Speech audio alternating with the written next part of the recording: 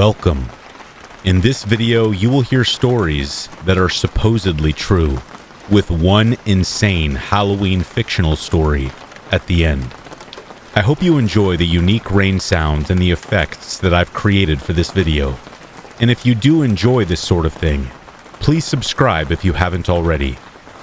Last thing, there are only 3 ads in this video after the first 3 stories. All of my videos have minimal ads compared to many of the same genre on YouTube. And if you'd like to show your support and say thank you, then please like the video for me, and again, please don't forget to subscribe. It's free and it helps me out so much. Now, let's begin.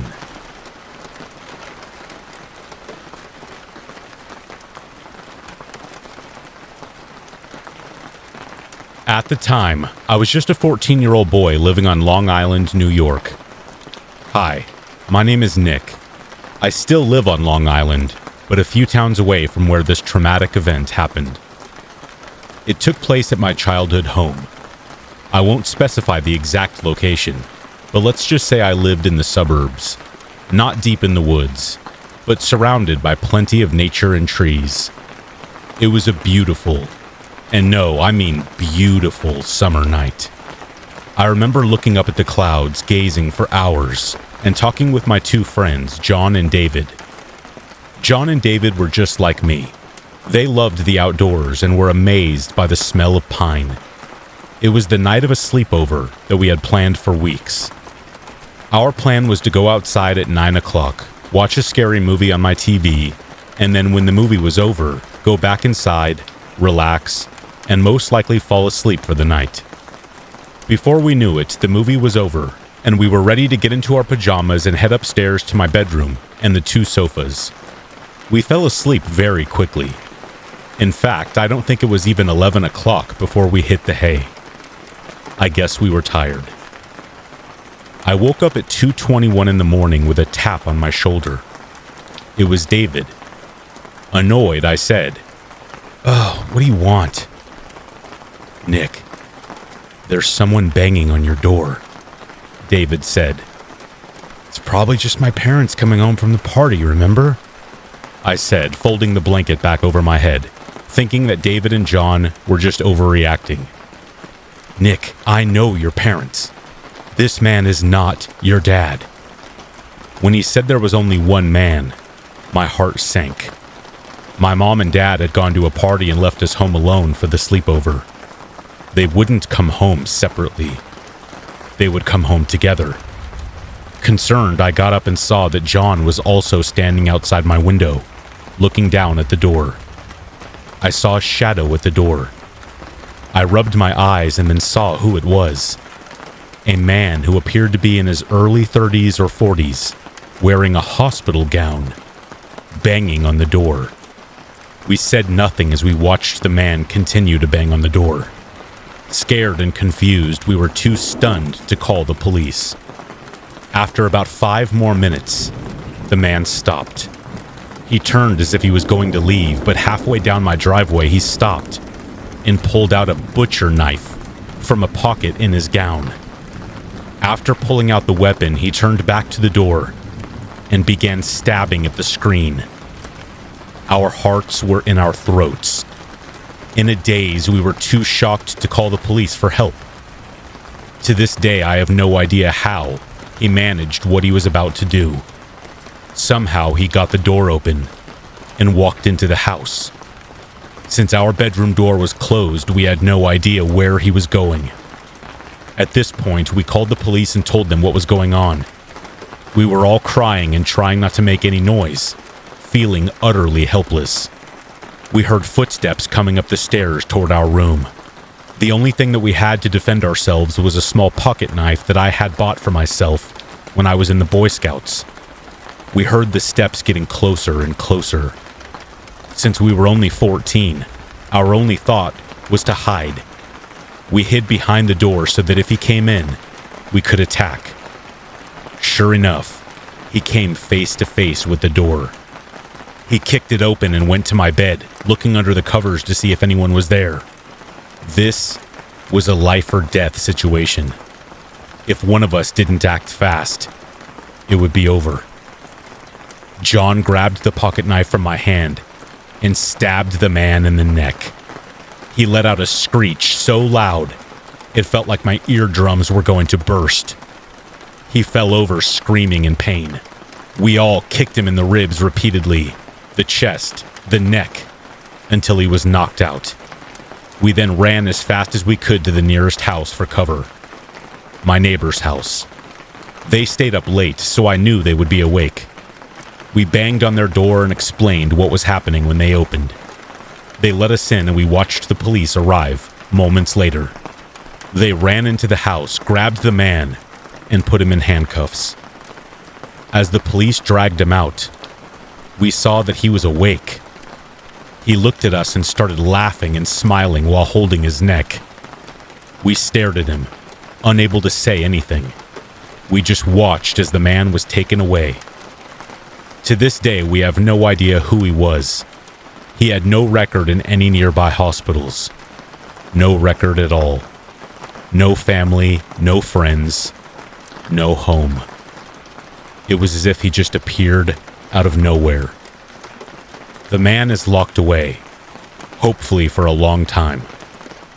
John and David are still my friends, but we never had a sleepover alone again.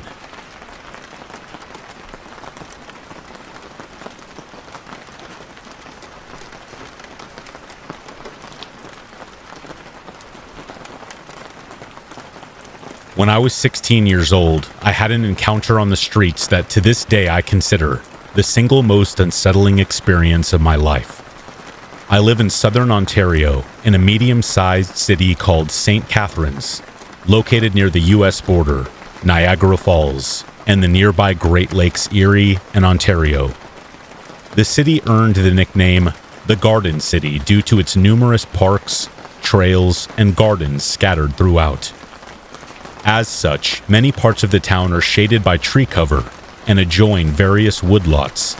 Fantastic for a daytime stroll, but usually home to some of the city's vagrants and drug addicts at night. Most of the town is quite nice, with the Niagara region boasting significant infrastructure development. The downtown area, lively with Brock University and Niagara College students, has a bustling nightlife that was a lot of fun.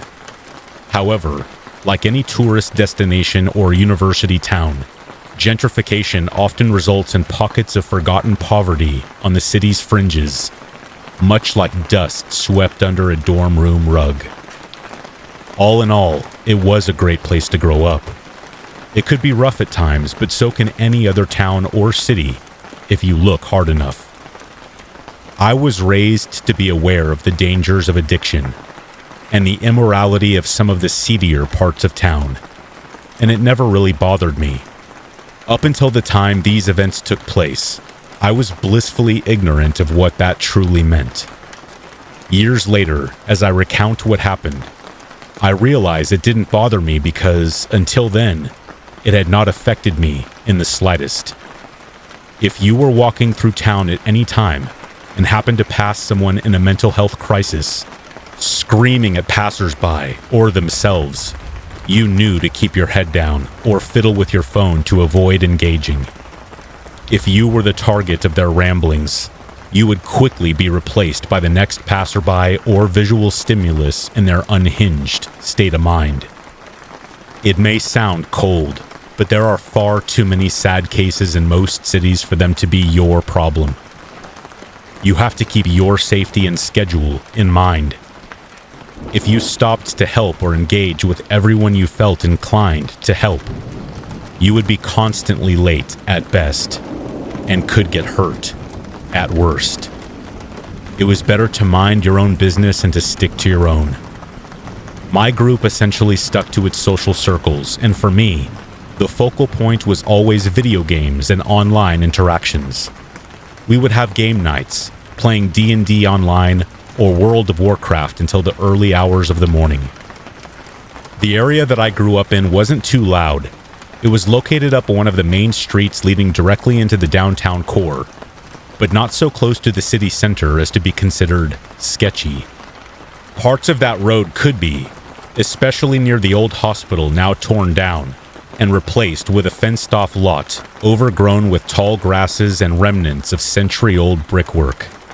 The further you went out of town on this road, the nicer and safer it felt to walk the streets at night.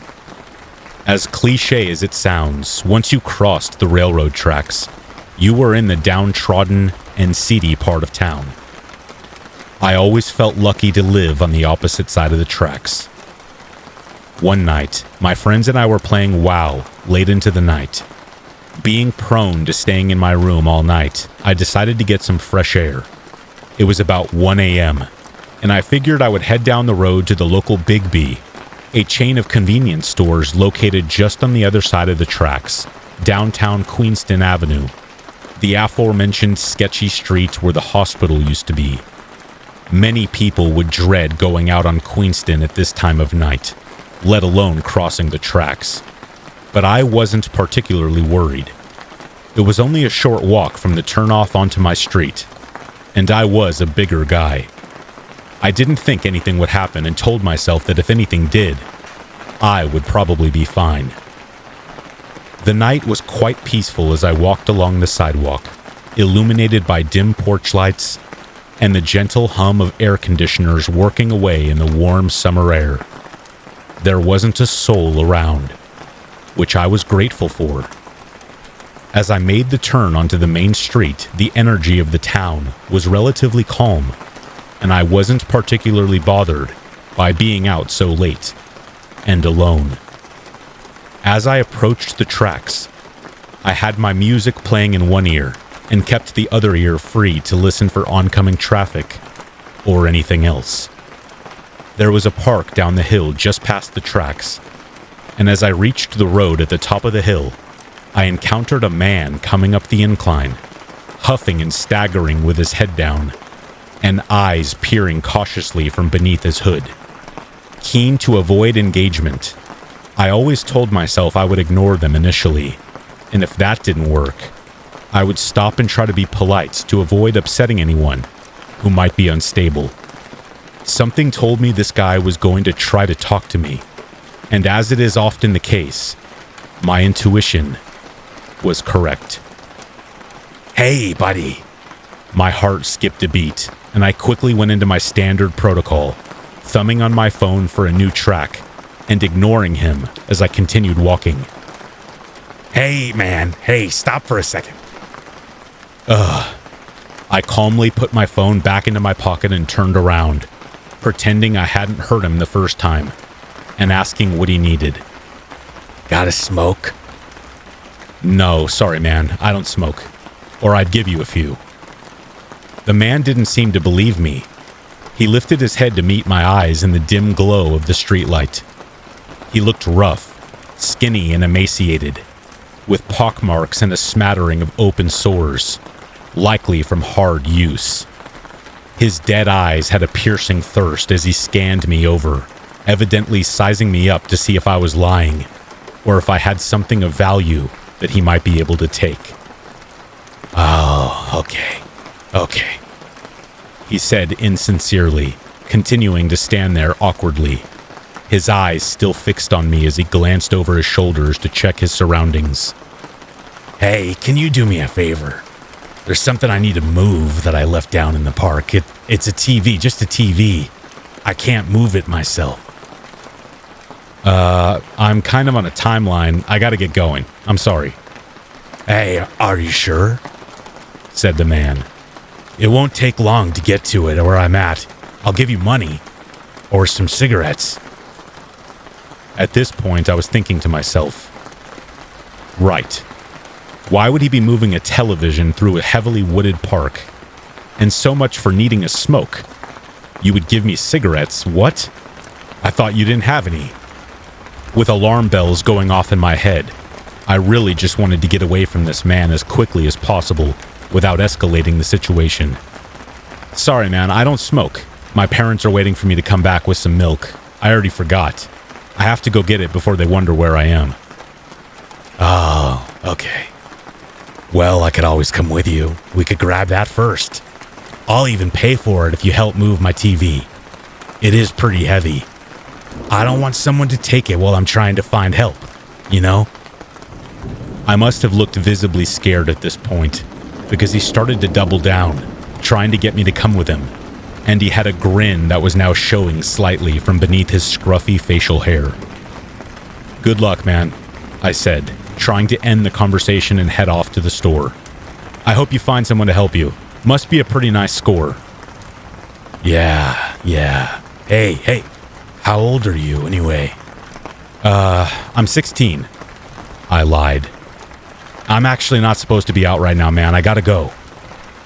The man looked frustrated and disappointed when I told him this, but he immediately gave up trying, and his demeanor lightened as we neared the end of the conversation. I began to step back as I wished him good luck once more. He started to turn around, but not before saying something that chilled me to my core. 16, never mind. Never mind. You're too young for me anyway. I hurried off as soon as he started walking in the other direction, and nearly started sprinting when I saw the soft yellow glow of the convenience store coming up on my right. As soon as I got inside, I called an Uber and quickly grabbed my snacks and, just in case, some milk. I didn't even need the milk. I just didn't want to not have it if I encountered him again. Luckily, the Uber was only a minute away and arrived by the time I paid and walked out of the store. I hopped in the car, grateful and relieved that I wouldn't have to walk back home. As we passed the tracks, I cautiously glanced to the right and noticed, off in the shadows of the trees along the clearing, the silhouette of a hooded man smoking a cigarette and watching the sidewalk with predatory eyes. I will never go out that late again.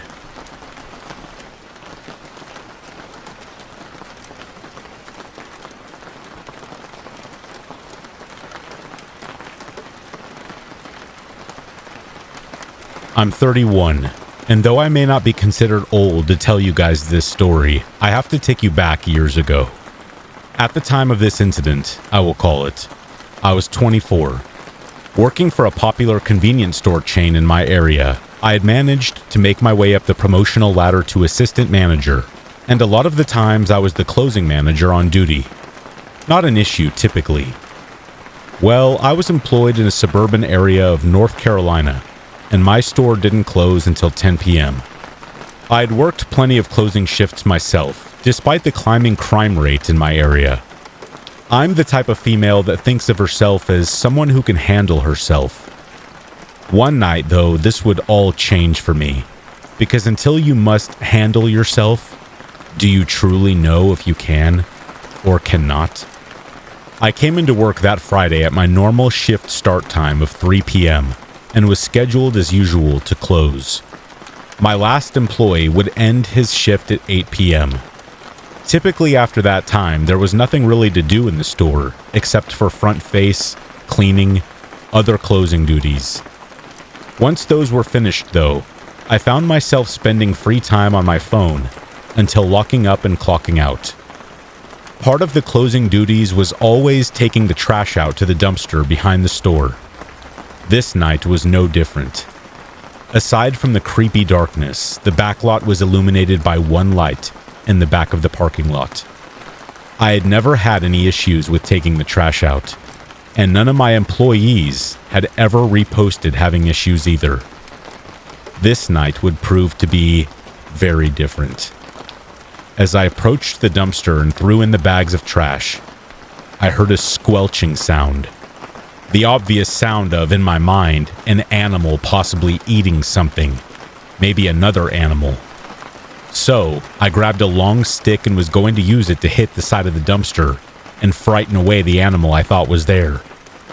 I stepped to the side and peeked around the back corner of the dump and made eye contact with a man crouched down, looking over his shoulder with a knife in his teeth. We locked stares. As we stared, he continued to cut into something. No, I shouldn't say cut.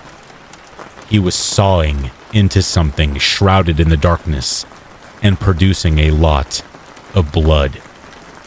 Not wasting time, I maintained eye contact with him as I backed away slowly, not taking my eyes off him. He grinned, the knife still stationed between his teeth, and began standing. I still had no idea what he was sawing into.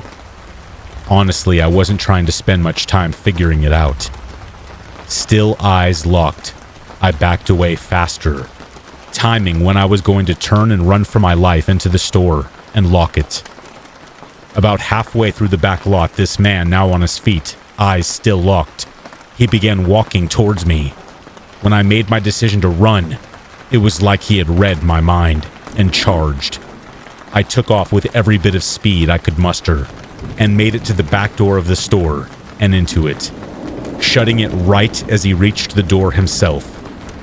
Locking the door and setting the alarm, I dug my phone out of my pocket and called the police.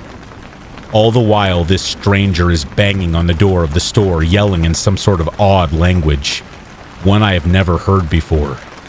About 20 minutes later, as I was hiding between the aisles in the store, because the entire front of the store was all glass windows, and my creep of a new friend could see me right through them, should he look.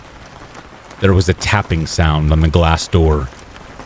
At first, I froze, remembering that dumpster dude had a knife, and that sound seemed quite like what a knife would sound like if someone were to tap it against a glass surface.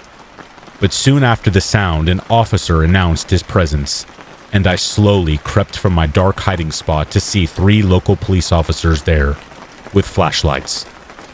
I went to the door and let them in, explaining as we made our way to the back of the store that the guy had quit banging and yelling quite some time ago, and I didn't think that he was still there. There was no chance, though, that he was able to clean up everything from behind the dumpster in the short amount of time that it was quiet. I turned the alarm off and unlocked and opened the back door for them to go out. I followed behind, letting my curiosity of what they would find guide me. One of the officers asked me to point them in the direction of the area that I had seen the man.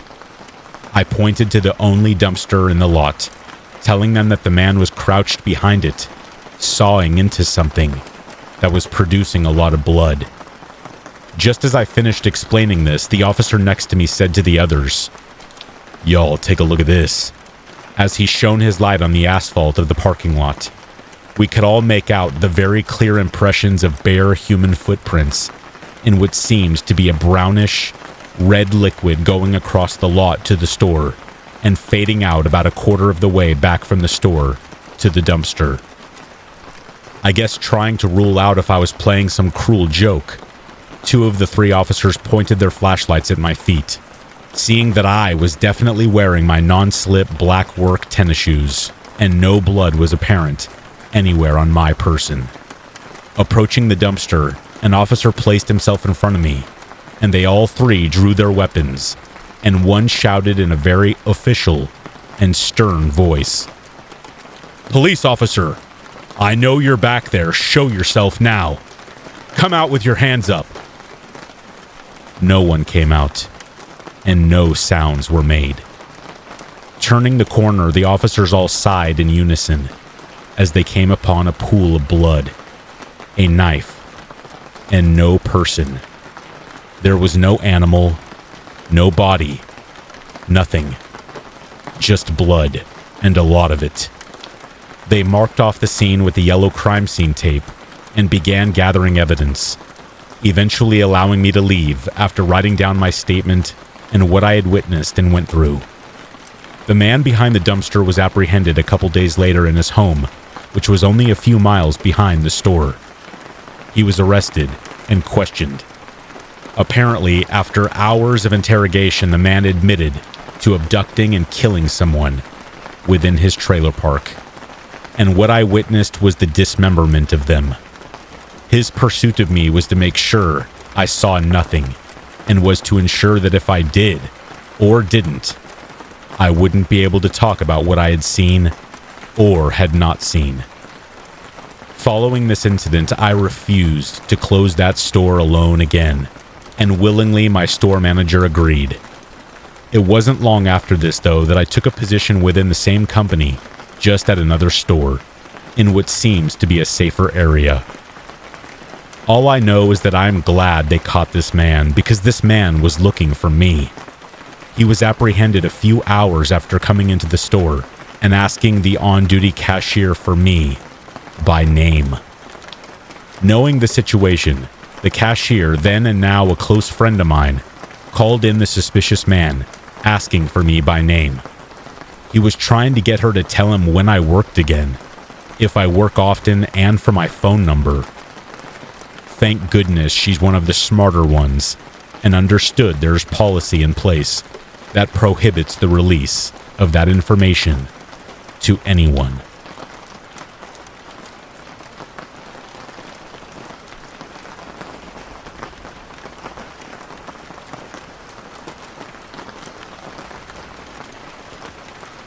All day long, I had been having deja vu. Was it really Halloween again already? Because it felt like it was only yesterday. The drunken parties, the stupid costumes, the orange and black jello shots, trick-or-treaters parading through the streets past houses with candlelit pumpkins outside, cobwebs and ghosts, skeletons and streamers, little packages of candy, chocolate, and chips with far too much packaging. I felt like I had been through it 100 times already, and I was only 21. But at least a Halloween party was better than sitting in the college dorms alone, bored out of my mind. My costume still fit me from the year prior. A simple black and white long-sleeve shirt and pants, decorated to bear a striking resemblance to a skeleton when seen in the dark. After putting on my outfit, I heard a knock at the door. I knew who it would be even before I opened it. Unsurprisingly, it was Tom, standing there in the dorm's hallway, looking ridiculous in his red and black devil face paint. He was holding a pitchfork in one hand and a 12-pack of beer in the other, wearing a black cape and pants with a crimson red button-up shirt. A pair of horns were attached to his head, and a shiny black tail with a triangle at the end of it, constructed entirely of duct tape, hung unceremoniously from his ass. "Ready?" he asked, skipping all formalities as only best friends can do. "Yeah, just let me grab my Mickey." I had already filled up the little silver flask with rum, but took a quick swig of it and topped it off again from the bottle. The taste was horrible, and I felt the burn in my throat instantly, grimacing at the unpleasant sensation. Beer tasted better, but I wasn't going to lug around half a case like Tom was planning on doing all night. No thanks. Closing the door and locking it behind me, we left my dorm room to head off to the first party of the night. It was located at a house off campus and would be a little bit of a walk, but that was okay. The night was young, and it was Halloween. I was starting to get into the spirit of things again. People were walking up and down the dormitory halls, wearing costumes of all shapes and sizes. Inflatable aliens, creepy grim reapers, sexy nurses, and various other sexy occupations. Those were always popular. I was reminded once again, as we walked past 100 different young women, that I was still single, despite 2 months in the dorms, and everyone else I knew hooking up together. What else was new? The walk out of the dorms was crowded as everybody seemed to be leaving to go to parties or other places. Some people hadn't bothered to put on a costume, and others, like me, were half-assing it. I saw lots of people carrying cheap-looking masks in their hands or wearing brown bathrobes and carrying fake lightsabers. Eventually, we got outside. The air was crisp and fresh, a beautiful autumn night with the smell of fallen leaves hanging in the air. We made our way over to the busy street towards the neighborhood across from the college. The sound of squealing tires caught my attention, and I stopped at the last second, avoiding catastrophic injury. "Hey, watch it!" Tom yelled as a car turned to the corner quickly in front of us, making an illegal turn and almost hitting us as we crossed the street. Someone screamed a slurred obscenity at us from the back of the car and threw a crumpled can in our direction.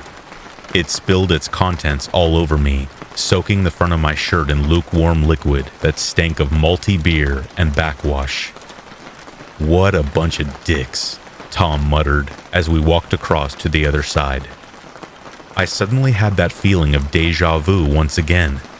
It was so much stronger this time, though, like the memory of what had happened was in my mind already, latent and hidden, and I had simply awoken it by experiencing that predetermined event. "Whoa," I said, grabbing my temple and feeling woozy for a moment. "You alright?" "Yeah, it's just... Do you ever get déjà vu? I've been getting it all day and it's really bad right now. I feel like we did all this before. Does that make any sense?" "Totally. I get that all the time. Like I had a dream of something but forgot about it until it happened in real life," Tom said, reassuring me. "Right," I said, regaining my composure. "I'm probably just tired." We started walking again, and as we entered the neighborhood, I saw something odd. All of the pumpkins, which would normally be on people's front doorsteps, were instead at the curb, as if being left out early for trash collection. When we got closer, I started to see why. The pumpkins were all rotten, sagging and decayed. Their carved faces looked sad and drooping, despite the fact that it was still early in the season. Usually, you saw those sort of nasty, rotted pumpkins being left out for the garbage man a week or two later, in mid-November. Still, every single house had the same phenomena: a sagging, droopy jack-o'-lantern left out by the curb, as if they were diseased and people didn't want them near their houses. "What's the deal with all the pumpkins?" Tom asked, crouching down and looking at one up close, wrinkling his nose in distaste. "Careful!" I nearly screamed, surprising even myself. I covered my mouth, unsure why that had slipped out. A sense of dread was looming over me. "Careful? Why? It's just a pumpkin." He started poking at it, and that was when I saw the bugs crawling around in the puddle of goo near the base of it. They looked like potato bugs, only larger, and instead of gray, they were black, yellow, and orange, the colors of Halloween. "What are those things?" Tom saw them all around his feet and backed up a bit, much to my relief. But then, seeing how afraid I was, he picked up one of the bugs by its thorax and held it up in the air, inspecting it. Candy corn," he said, bringing the squirming bug closer to his opening mouth.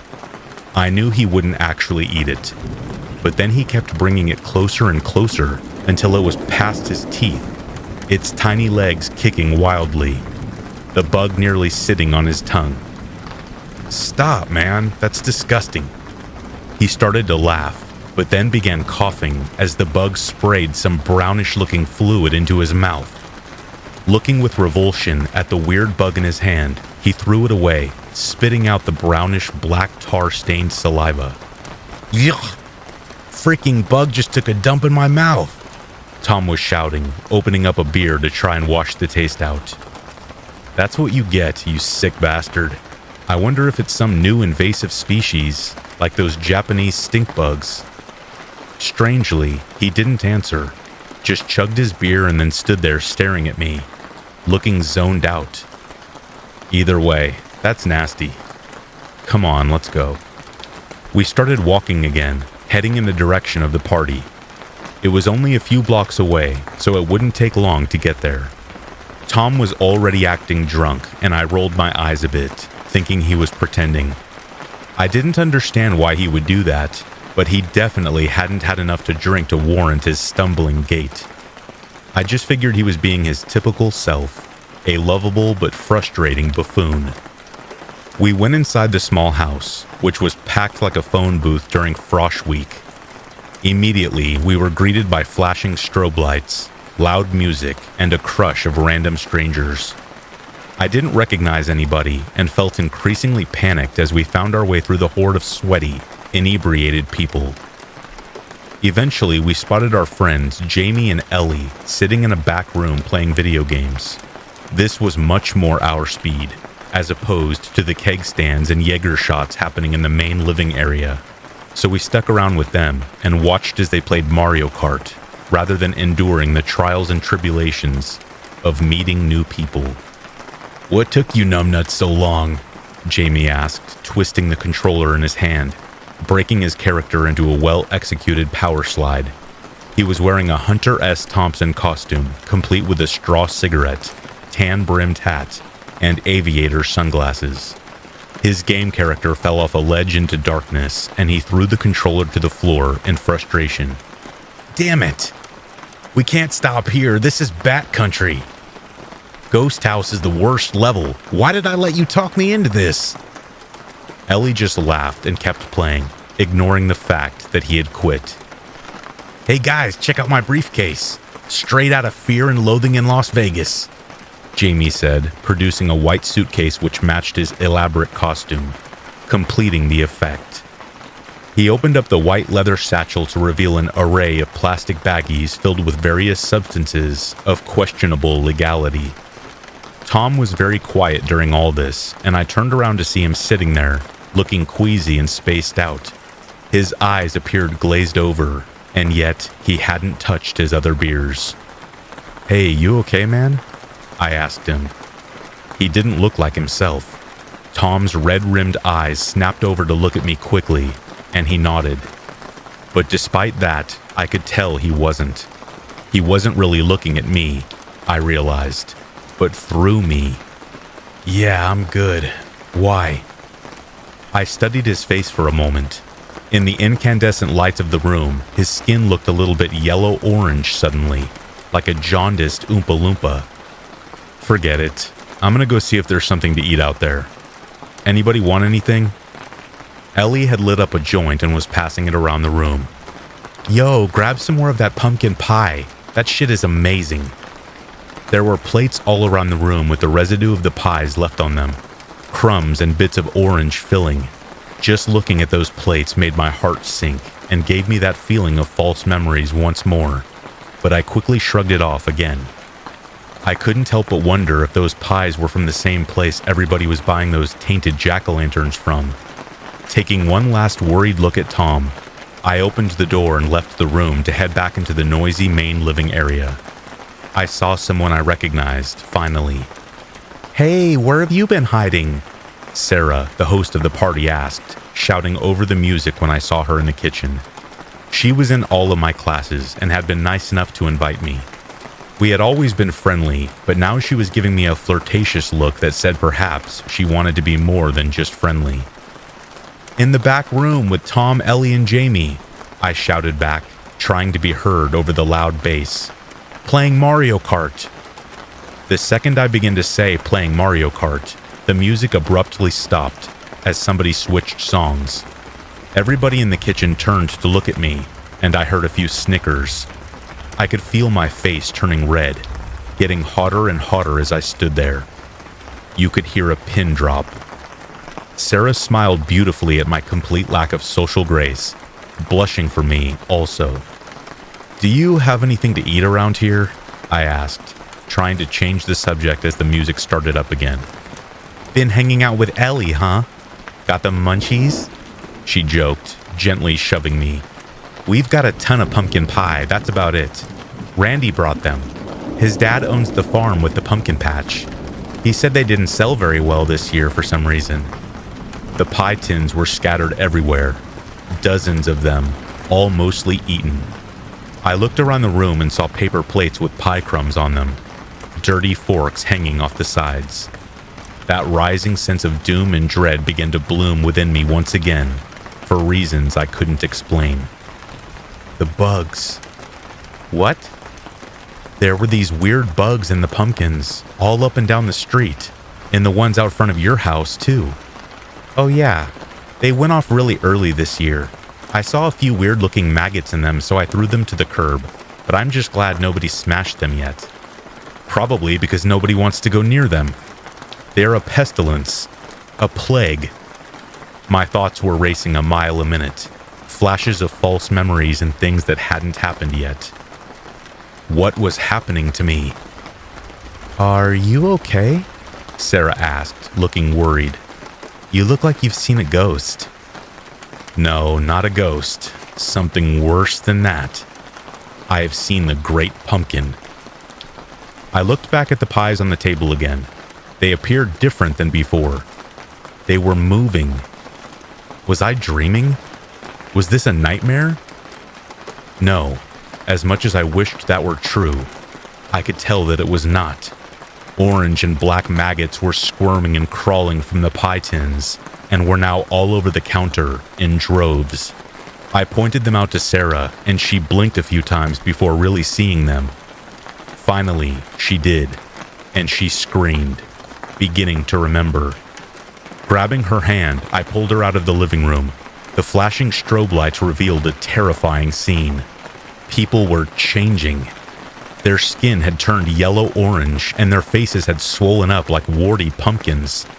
Giant red blisters and boils were blooming on their faces and necks, as their reddened eyes stared ahead, with no recognition of what was happening all around. All of the party guests looked like edematous pumpkin-headed zombies as they danced and drank beer slowly and without noticing what was happening all around them. Brownish fluid seeped from their pores, leaking from their swelling extremities. The orange and black potato bugs were all over the table, on the floors, walls, and ceiling, and they were crawling on the guests as they shoveled more of them into their mouths, laughing and crunching the bugs between their teeth like popcorn. "What the hell is happening to everybody?" Sarah nearly screamed. Everyone stopped and turned to look at us in unison. I pulled Sarah into the bathroom, trying to get away from everyone else before they turned on us. I had a feeling we weren't safe here. "Did you eat any of the pumpkin pie? Or touch any of the pumpkins?" She shook her head. "No." "Listen, I've been getting deja vu all day, and I am beginning to think it's not a coincidence. I think I've been through this before. Maybe we've all been through this before. Living the same day over and over again. That's why the pumpkins look so old, and why I'm seeing things that haven't happened yet." She nodded, looking deep in thought. "Yeah, that makes sense. I've been getting these weird deja vu moments all day too. That's why I was looking for you. Something told me you would know what to do." "We need to go to the pumpkin patch," I said, not understanding why I was saying it, only knowing that I had to. "There's something wrong at the pumpkin patch, and I think we might be able to fix it before it's too late. Another version of us figured this out, some other time before this. Now we just have to follow through and finish it once and for all." Her eyes grew wide, and I saw she remembered. We had been there before, together. We had done all of this before. That's why it felt like I knew her so well. We had spent countless hours together. The problem was, all I could see were flashes of memories I had been forced to forget. I had always loved movies like Groundhog Day and Happy Death Day. How ironic that now I was stuck in one. It was a lot less fun in reality. What about Ellie and Jamie? And Tom? Oh no, what about Tom? I ran with her to the back room and saw that it was already too late. Tom had been affected the most, it seemed. His face was swollen like a balloon, and he was already changing into one of them. The blisters and boils had formed on his neck, face, and hands. They were bursting, and the horned points of massive insectile legs were beginning to emerge from where his bloodied flesh had burst open. He stood up, vacant-eyed and staring, then began stalking toward us as more joints of thin, long black legs appeared, emerging from bloody holes in his sides and shoulders. Ellie and Jamie stood as well, their stretching, papery skin yellow-orange, and their eyes glazed over, their necks and faces bulging and covered in warts. Their voices were no longer human, but sounded insectile as they buzzed and clicked and made strange, high-pitched noises to communicate with each other. Sarah and I turned and ran in the opposite direction, too terrified to scream. The sounds were coming from everywhere now, as the change seemed to be happening all around us. A guy with a swollen orange head wearing a Super Mario costume tried to punch me in the face with a white-gloved fist, just barely missing as I dodged out of the way. Guests wearing vampire capes with sharp teeth came at us.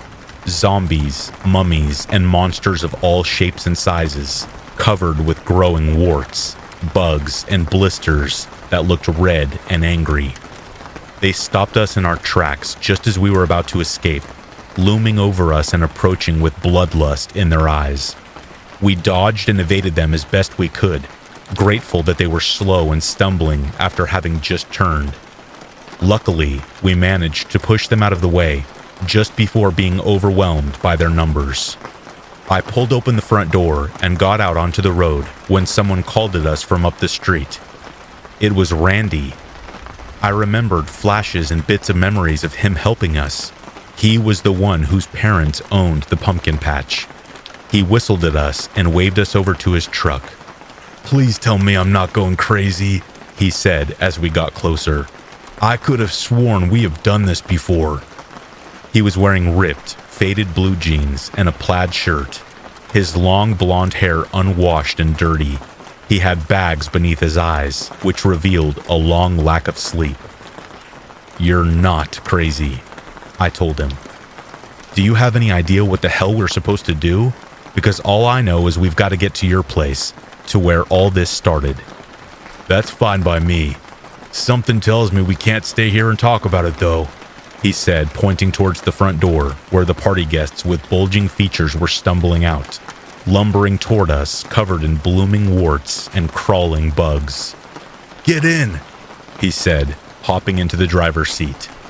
We got into the truck, cramming into the cab together and slamming the door shut, just as several zombie-like trick-or-treaters got close. I locked my door just as they started pulling on the handle, trying to get in, their orange-tinted eyes glaring into mine as they groaned and wailed and slapped their bloodied palms angrily against the glass. "Go, go, go! Let's get out of here!" I yelled, grateful when he hit the gas and fled the scene. The farm was miles away, so we tried to use the time while driving to our advantage. I thought hard about the memories, tried to grab hold of them, but they were as slippery as fish, each time evading my grasp. Randy pulled into the long gravel driveway of his property, the truck fishtailing and swerving. I thought I heard something moving in the back of the vehicle, but when I looked over my shoulder, there was nothing there. An orange glow could be seen from the pumpkin patch as we drove towards the farmhouse. "I think I finally remember what I'm supposed to do," Randy said, his eyes looking far off and thoughtful. "We gotta blow up a pumpkin." He slammed his foot hard on the brakes and told us to head out into the field, that he would meet us out there in a minute. He had to grab something first. We followed Randy's instructions and ran out into the pumpkin patch. I heard the crunch of 1,000 bugs splattering beneath my feet as we ran through the field of rotten gourds. Our destination was obvious, the massive glowing pumpkin in the middle of the field. Standing in front of the otherworldly glow of it, I heard movement from the shadows. Looking around, I couldn't spot the source. Then, Randy came running through the field toward us, holding something in his hand. As he got closer, I saw what it was. A grenade. Don't ask me where I got this, guys, but here it is. Something's telling me that we need to destroy that giant pumpkin. It's the source of this plague. He stopped dead in his tracks just as he was about to reach us, as something skewered him from behind. The point of a long black talon appeared, sticking out of his abdomen, then suddenly disappeared. Standing behind him was what used to be my friend, Tom. His face a bloated mask of its old self.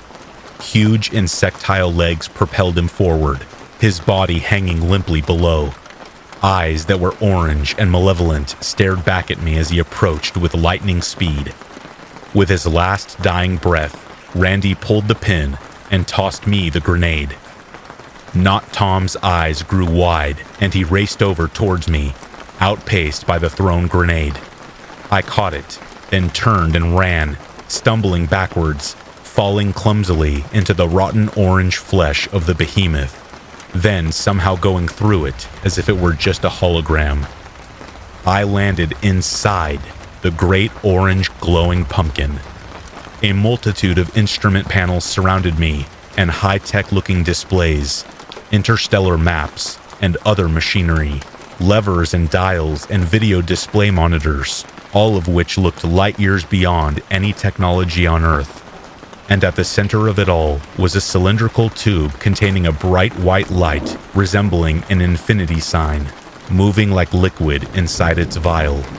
It reminded me a bit of the flux capacitor in Back to the Future, only it was larger and glowed brighter, white like the sun. I had a moment to think to myself, it's aliens. We're being invaded by aliens. And the realization hit me of what had been happening, just like it had 100 times before, or 1,000. The grenade felt warm in my hand, and it bloomed into a blinding flash in slow motion before my eyes.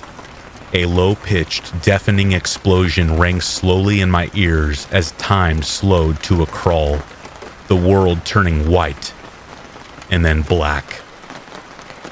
I woke up with the worst hangover, blackout drunk on Devil's Night, and now napping the day away on Halloween, as best as I could remember. My mouth tasted like rum, although I couldn't recall having drank any. The bottle was still full and unopened on my dresser. Tom would be by any minute. I figured I'd fill up the flask and put on my costume while I waited for him. Naps only made me more tired anyways, and they always made me feel strange, like I was half asleep, half awake, dreaming with my eyes open. All day long, I had been getting deja vu. Was it really Halloween again already? Because it felt like it was only yesterday.